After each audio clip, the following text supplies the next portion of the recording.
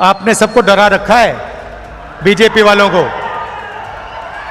नफरत के बाजार में मोहब्बत की दुकान खोलनी। बीजेपी के लोग हिंदुस्तान के संविधान को खत्म करना चाहते हैं। भाइयों और बहनों, अंबानी और अदानी इस देश को रोजगार नहीं दे सकते हैं। 16 लाख करोड़ रुपए नरेंद्र मोदी जी ने इन 20-25 लोगों का कर्जा माफ किया है। हम चाहते हैं कि एक हिंदुस्तान हो। अगर बैंक के दरवाजे अरबपतियों के लिए खुले हैं तो बैंक के दरवाजे किसानों के लिए, मजदूरों के लिए, युवाओं के लिए खुले होने चाहिए। अगर उनका 16 लाख करोड़ रुपए माफ हो रहा है तो फिर गरीबों का भी 16 लाख करोड़ रुपए माफ होना चाहिए। और अगर गरीबों का 16 लाख करोड़ रुपए माफ नहीं हो रहा है तो फिर उनका नहीं होना चाहिए। हम सिर्फ न्याय की बात कर रहे हैं। आज हिंदुस्तान में आइडियोलॉजिकल लड़ाई चल रही है, विचारधारा का युद्ध चल रहा है। और एक तरफ कांग्रेस पार्टी और ये सब महापुरुष, और दूसरी तरफ बीजेपी।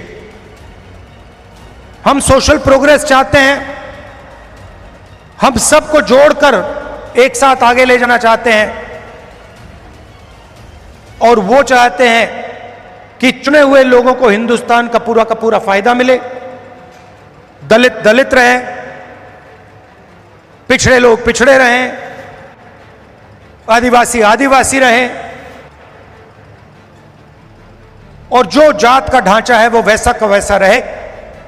ये हम दोनों के बीच में लड़ाई है और ये आपको पूरे देश में दिखेगी। वो नफरत फैलाते हैं, हिंसा फैलाते हैं, एक धर्म को दूसरे धर्म से लड़ाते हैं, एक जात को दूसरी जात से लड़ाते हैं, एक भाषा को दूसरी भाषा से लड़ाते हैं। नफरत के बाजार में मोहब्बत की दुकान खोलनी। हमें नफरत की राजनीति नहीं चाहिए, नफरत का हिंदुस्तान नहीं चाहिए। हमें मोहब्बत की राजनीति चाहिए, मोहब्बत का हिंदुस्तान चाहिए। हम भाईचारा देखना चाहते हैं, हम एक दूसरे की इज्जत करना चाहते हैं।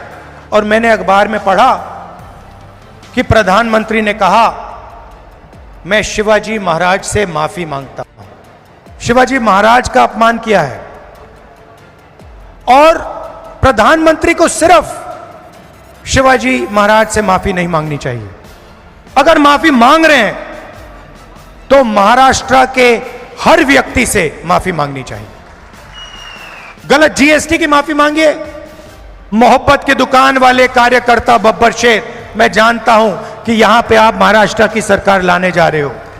काल राहुल गांधी यांची सांगली येथे सभा पार पडली। त्या सभेमध्ये त्यांनी मोदींना चांगलंच धूम काढलेला आहे।